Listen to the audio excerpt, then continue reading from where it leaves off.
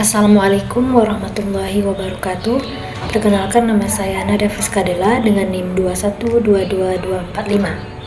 Baiklah, pada kali ini saya akan menjelaskan apa itu taksonomi beserta ranah-ranahnya. Taksonomi Bloom ini pertama kali dikembangkan oleh Benjamin Bloom dan rekan-rekannya pada tahun 1956. Baiklah, sebelum kita masuk kepada penjelasan lebih dalam tentang ranah dari taksonomi ini, alangkah baiknya kita akan membahas terlebih dahulu dari pengertian taksonomi tersebut. Taksonomi adalah klasifikasi atau pengelompokan suatu benda berdasarkan ciri-ciri tertentu. Kalau dalam bidang pendidikan, taksonomi itu biasanya digunakan untuk tujuan instruksional, dan dalam pendidikan juga biasanya juga dinamakan dengan tujuan pembelajaran, tujuan penampilan, atau sasaran belajar. Dan dalam taksonomi di bidang pendidikan ini ada diklasifikasikan menjadi 3 ranah atau 3 domain. Yang pertama yaitu ranah kognitif, yaitu tujuan pembelajaran yang berorientasi kepada kemampuan berpikir siswa. Dan yang kedua yaitu ranah afektif, yaitu pembelajaran yang berorientasi pada perasaan, emosi, sistem nilai dan sikap dari seorang peserta didik tersebut. Dan yang ketiga itu adalah ranah psikomotor, berorientasi pada kemampuan motorik atau otot kerangka dari siswa tersebut, atau juga bisa berorientasi kepada keterampilan siswa. Taksonomi berasal dari bahasa Yunani, yaitu taksis dan nomos. Taksis berarti pengaturan atau divisi, sedangkan nomos berarti hukum. Jadi, taksonomi dapat diartikan sebagai hukum yang mengatur sesuatu dan juga dapat diartikan sebagai pengelompokan sesuatu berdasarkan hierarki atau tingkatan tertentu. Baiklah, kita akan masuk kepada ranah dari taksonomi tersebut. Yang pertama, ranah kognitif. Caldwell yang merupakan sahabat dari Bloom bersama dengan ahli psikologi bidang pendidikan bekerja keras untuk merevisi taksonomi dan mempublikasikannya. Adanya revisi dari taksonomi Bloom ini dikarenakan berkembang pesatnya dunia pendidikan untuk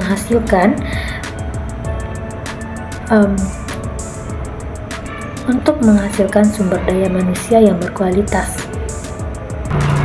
Perubahan yang mendasar dari revisi taksonomi Bloom ini, yang pertama yaitu revisi taksonomi Bloom memfokuskan pada perubahan aplikasi yang terdiri dari 3 bidang, yaitu aplikasi bidang penyusunan kurikulum, aplikasi bidang instruksi pengajaran, aplikasi bidang asesmen atau penilaian. Pada taksonomi Bloom yang lama, penyusunan taksonomi ditujukan untuk mempermudah penyusunan penilaian untuk tingkat perguruan tinggi secara nasional.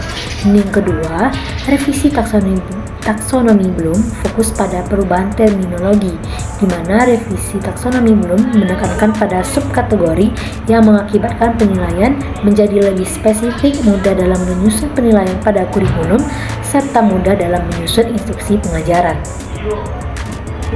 Selain itu, revisi taksonomi terdapat perubahan knowledge atau pengetahuan sebagai kategori menjadi sebuah ukuran yang harus dicapai. Revisi taksonomi Bloom juga mengubah kata kunci operasional dari kata benda menjadi kata kerja dari level terendah sampai dengan level tertinggi. Bisa teman-teman lihat pada tabel-tabel yang sudah ada di layar. Ada taksonomi Bloom yang lama dan juga taksonomi Bloom yang baru, beserta beberapa kata kerja operasional dari revisi taksonomi Bloom ini. Nah, selanjutnya kita akan masuk kepada ranah afektif. Caldwell menyatakan bahwa domain afektif merupakan domain yang meliputi rasa, nilai, apresiasi, antusiasme, motivasi, dan sikap. Kompetensi siswa yang mencerminkan afeksi yang baik dapat dilihat dari sikap kedewasaan yang sesuai dengan usianya dan perkembangan siswa tersebut.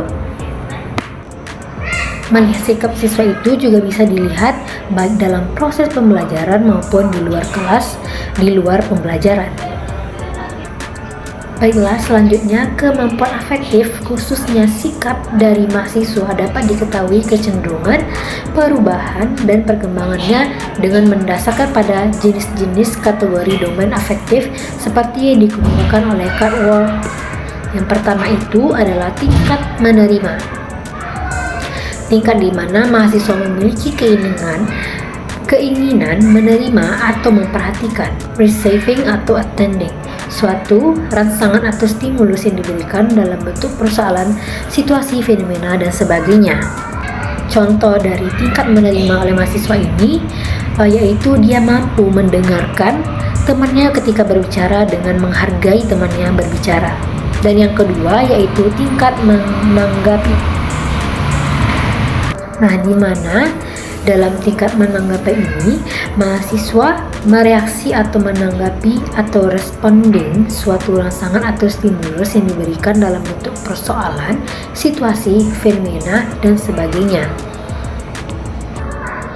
Contoh dalam tingkat menanggapi ini bagi mahasiswa adalah berpartisipasi aktif dalam diskusi kelompok, memberikan penjelasan dan menanggapi pendapat dari teman-temannya. Yang ketiga yaitu tingkat menghargai. Pada tingkat ini, mahasiswa menunjukkan kesediaan menerima dan menghargai atau valuing suatu nilai yang disodorkan kepadanya. Contohnya, mahasiswa ini menghargai adanya perbedaan pendapat antara satu teman dan teman yang lainnya.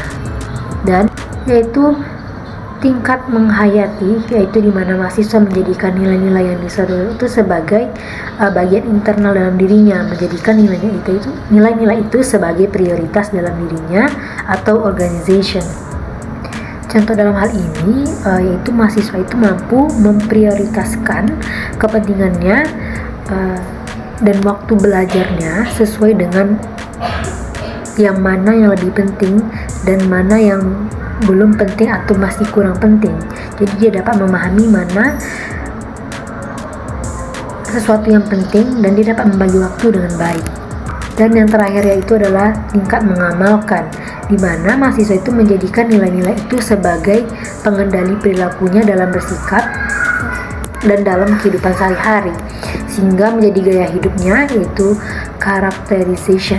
Contohnya itu kemampuannya dalam mengamalkan dan menunjukkan sikap mandirinya dalam setiap pekerjaan yang dia lakukan. Bisa dilihat pada layar, yaitu ada bagian level domain afektif. Yang pertama yaitu internalisasi nilai, yang kedua pengorganisasian, yang ketiga menghargai, yang keempat itu menanggapi fenomena, dan yang kelima menerima fenomena. Baiklah, kita akan lanjut kepada ranah psikomotorik, yaitu dapat ditinjau melalui aspek keterampilan peserta didik yang merupakan implementasi dari kegiatan belajar mengajar atau KBM di kelas.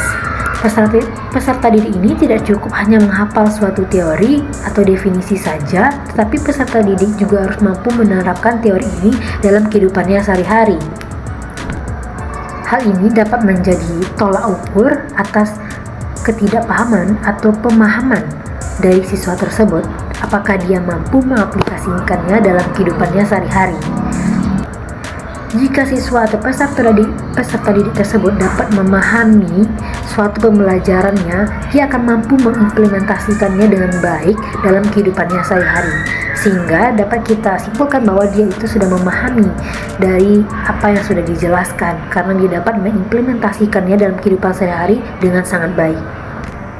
Nah, domain psikomotorik ini tercetus oleh pemikiran Simpson yang menyatakan bahwa kemampuan psikomotorik berkaitan dengan fisik, koordinasi, dan penggunaan bidang keterampilan motorik yang harus dilatih secara terus-menerus dan diukur dari segi kecepatan, presisi, jarak, prosedur, atau teknik dalam eksekusinya.